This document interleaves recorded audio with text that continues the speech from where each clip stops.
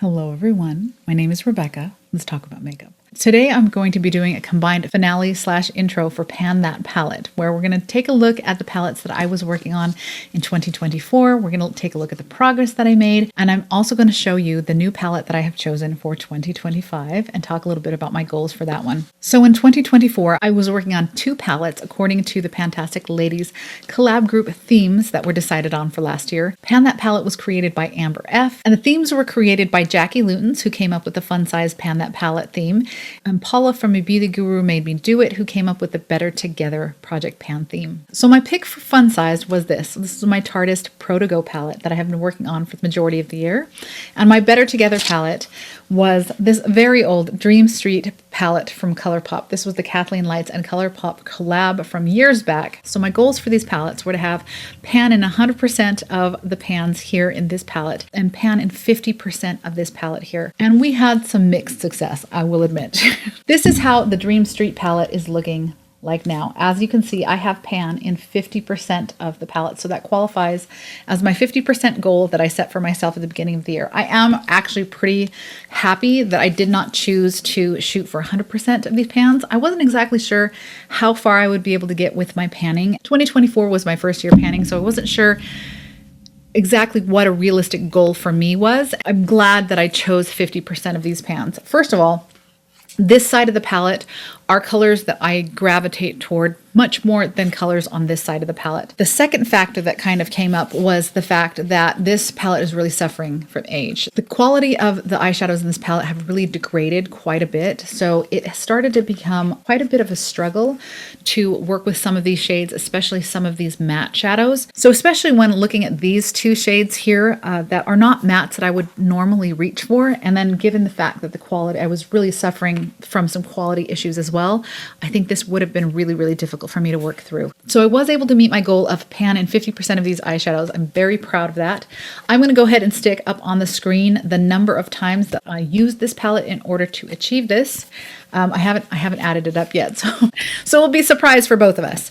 Because it is so old in my collection and it really is suffering from some quality degradation.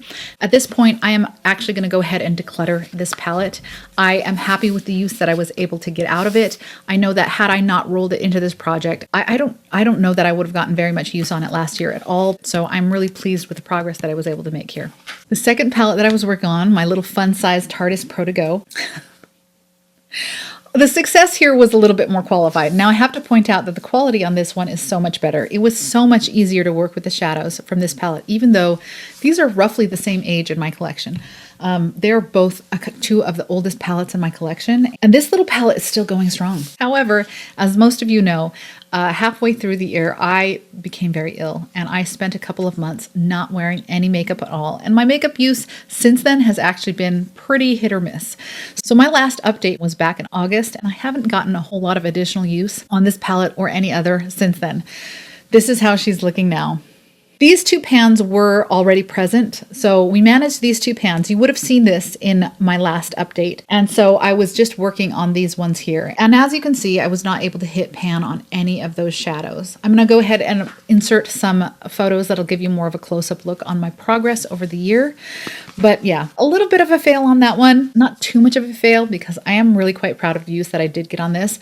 I have pretty good dips going in this one, and I learned that the combination of these 2 shadows, which I was struggling to use because I don't use a lot of dark shimmers very often. Usually when I'm using a shimmer, it's a lighter shimmer, but I learned that mixing the 2 of these makes the most beautiful one and done shadow all over the lid.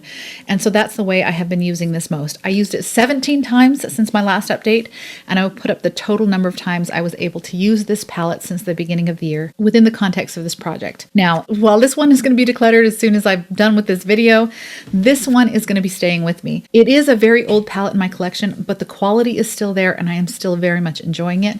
So I intend to hang on to this one a little longer. So I didn't completely hit my goals for Pan That Palette, although I am really, really proud of the progress that I did make. And I'm going to take that in consideration when setting my goals for this coming year, especially because I have some life events coming up in 2025 that may make it a little difficult for me to be super consistent throughout the year. So because of that, I've chosen to only pick 1 palette for Pan That Palette this year. I feel like that's the most I can commit to, at least at the moment. If I make a ton of progress on this palette halfway through the year, I may decide to roll something new in. We'll see how it goes. But I do think that this is going to be a significant enough goal for me to occupy me for the majority of the year. So the two themes that were decided on for Pan That Palette this year in the Pantastic Ladies Collab group, they were voted on by the community.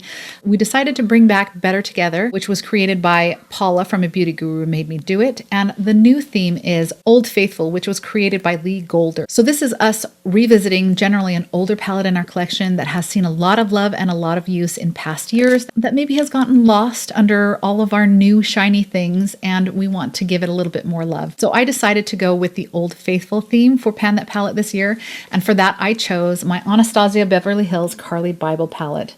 This is one of the older palettes in my collection. It is also one of my favorite palettes in my collection. I really, really love this palette, but there is no pan in it. This is kind of how I roll. I have a lot of eyeshadow palettes in my collection. I've always really loved eyeshadow. I love variety. I love hopping around from palette to palette. And because of that, most of my palettes, even the ones that I love the most, don't have any pan in them. So my goal for this palette is to have pan in every single eyeshadow in this palette by the end of the year. I'm going to go ahead and swatch this for you. Gosh, I love this palette so much. I have enjoyed it so much over the years, and it has gotten a little lost, I think, with all of the other new shiny things that have supplanted it a little bit. I'm really looking forward to giving it a little bit more attention. So the first four shades that I'm going to be swatching are Bali, Bible, Mandala, and Libra. I had to take the blur off of my camera in order for you to see these swatches. So this is Bali right here. This is a beautiful pinky champagne shimmer shade. Really, really love this one. This is Bible. This was one of Carly's favorite shades, and I'm right there with her. I love a good dusty pinky brown. Then we have Mandala, which is this purpley duochrome shade here. It's not swatching the best, and it is feeling a little dry in the pan. I think that's more of a factor of age than the original formulation. And then we have Libra here, which is this beautiful mid-tone taupe shimmer that I just adore. Oh, so smooth and beautiful. The final three shades on the top row are Jode, OA, and Boy. I think it's Boy. So this is Jode here, which is this lovely slate blue gray shimmer. And then this is OA.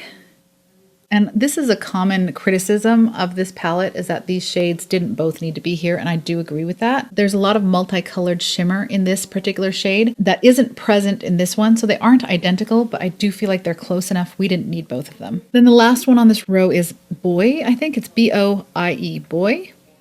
Maybe? Yes? No?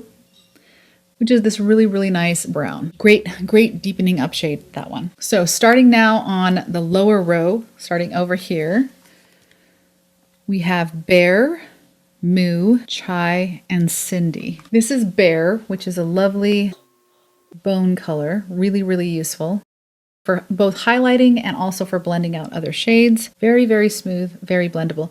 Reminds me a lot of the lightest shade in the new Natasha Denona Mini Eye Sculpt palette. This is Moo, one of my favorite shades in the palette, which is this beautiful champagne-y gold. So pretty. Then this is Chai, kind of a warmer peachy shade. And then Cindy, which is a true peach. The last three on this row here are Steve, Aura, and My Angels. So this is Steve, which is this red shade that I really have not gotten a lot of use out of. But man, that swatched beautifully, didn't it? This is not a shade that I normally gravitate towards, so I think it's going to be one of the shades that I have the most trouble panning, to be honest. Then we have Aura, which is this coppery shimmer. I can get a better swatch there. And last is My Angels, which is kind of this old gold shade. It's a very grungy, slightly green gold shade there on the end. And that is the palette. I really do enjoy this palette. I went back and forth a little bit trying to pick what palette I wanted to use. The other option that I was considering was the Smoky palette by Profusion, which is one of my oldest and most well-loved palettes. But I felt like my palettes last year were so neutral heavy that I needed a little bit more variety. I needed a little bit more color. I needed a palette that was going to give me a wider range of looks, and I think this one is it. I can get somewhere between 8 and 10 very distinct looks from this palette, and which is one of the reasons that I enjoy it so much. It does give me a lot of variety within the context of things that I enjoy. There are a few shades in here that I don't reach for as much, and especially this Steve shade that might be a little bit of a challenge for me, but I am up for the challenge. And I'm excited to get a little bit more use out of this palette that honestly has been languishing in my collection just a little bit. And it is a shame because I really, really do love this palette. I own a couple more palettes from Anastasia Beverly Hills, and I have owned them for a few years, and I found that the quality on all of the palettes has really held up over the years, and this one is no exception. So I'm excited to get started on this one. Let me know what you think of my pick. Are you doing Pan That palette this year? What are you working on? Did you go for something a little bit more neutral, or did you go for something a little more adventurous? Let me know. And thank you for spending this time with me, and I'll see you in the next one. Bye.